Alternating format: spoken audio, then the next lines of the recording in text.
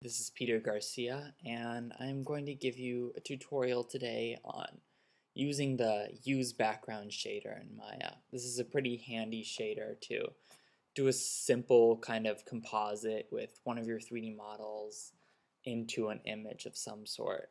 I wouldn't recommend using it, of course, for like a full-length animated feature, but if you're just rendering something real quickly and you want it to look nice and look like it's inside of some specific scene, I definitely recommend using this. Okay, so to start it off, we have to get an image to use for this example. I'm using, of course, well, a Coney Island kind of boardwalk image.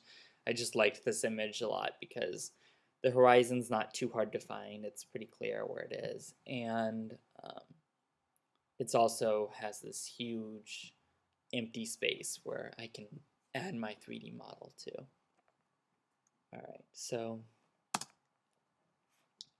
to get things started, we need to import that image, and we import it like we would any other image like that we were using for reference or something like that.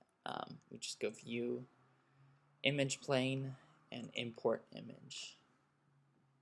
And I have it right here inside my source file or source images folder. Just click Open. Alright, so I think it should default to being attached to the camera, as you see here, and that's exactly what you want for this kind of a composite use background thing. You could do fixed, but that's not what we want because, as you see, when it's fixed, if you zoom in or out, you're actually zooming in or out onto the camera. If it's attached to the camera, then it's actually kind of like part of the camera, and you can zoom in and out in 3D space, but you're not changing the size of the image that you're compositing into.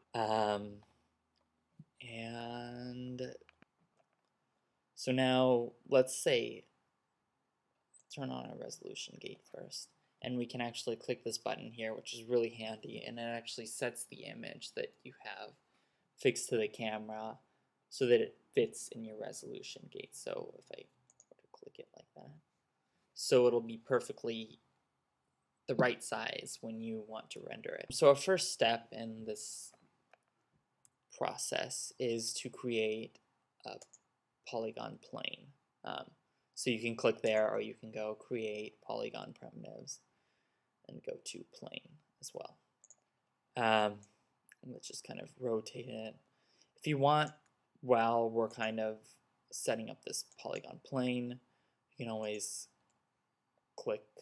get to the attributes of your image plane here, and you can always turn it off for now, say none. Alright, so we've got a polygon plane.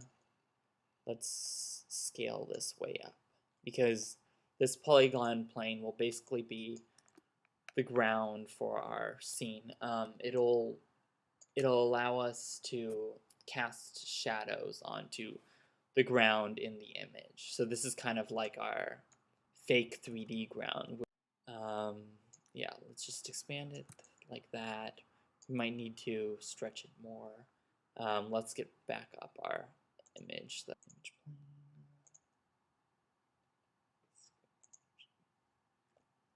Alright, so this is a really crucial part. This is basically what makes or breaks this whole compositing with the Use Background shader.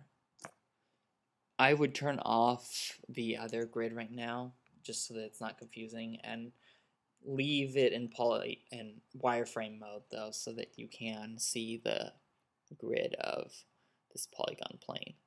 And you basically are trying to match up.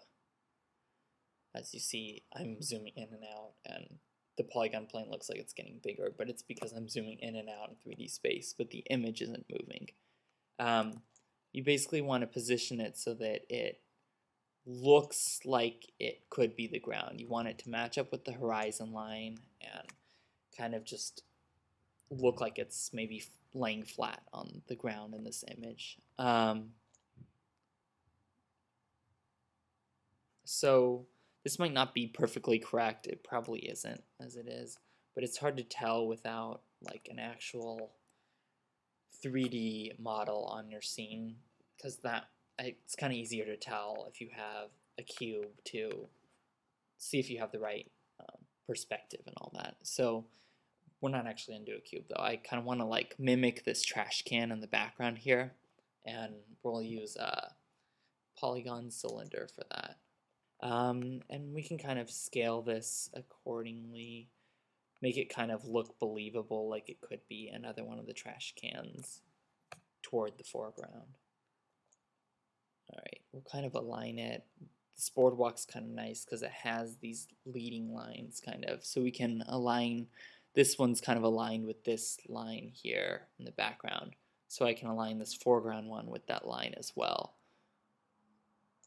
And it should look slightly like it's kind of, yeah, the same kind of object, just repeated down the line. So let's go ahead and take a render of this right now. It won't look so great. It won't look good at all. There's our render. Now I can kind of see that my polygon plane is a little bit off of the horizon, but we can fix that in a moment. One thing I do want to do is add a light here, because one of the main things that kind of makes your object look like it's in the scene and not just a 3D object sitting in front of an image is that shadow that will be casted onto this plane here. So let's go create lights, and we'll create a directional light. Looks like for the most part this light is coming from above because the people's shadows aren't that long. They're pretty small and they kind of just look like they're coming out to the left of them just slightly. And we'll take a render of that. Alright, so all that's kind of set up now. Now for the use background shader. We want to apply the use background shader to this plane, of course. So we'll right click that and say assign new material. Well, surface, sorry, and say use background. So let's turn on our shading right now. As you can see, the plane turned green, which means that there's some sort of shader on it. Different shader. And as you can see, that's with the use background shader. We can fix our perspective a little bit. This looks kind of off because you can't really see any of the top of that one, so you shouldn't really be able to see very much the top of this one either. And to do that, you basically just play with the view here, rotate it. It's kind of hard to get used to because you're rotating 3D space, but the image isn't rotating at all, and it gets a little bit confusing sometimes. But of course, the really cool thing is once you've got that plane positioned in the correct spot, we'll close this down. Once you have this plane positioned correctly so that it looks believable, you can take any object now, any 3D object, complicated models, anything you want. Let's shrink this down. We'll move this over here. And put them in your scene as well. Looks like it's part of the scene. It looks like it's floating above the ground, and there's the shadow that it's casting right there. So it's really cool that you just have to set up the plane once, and then you can just add whatever you want.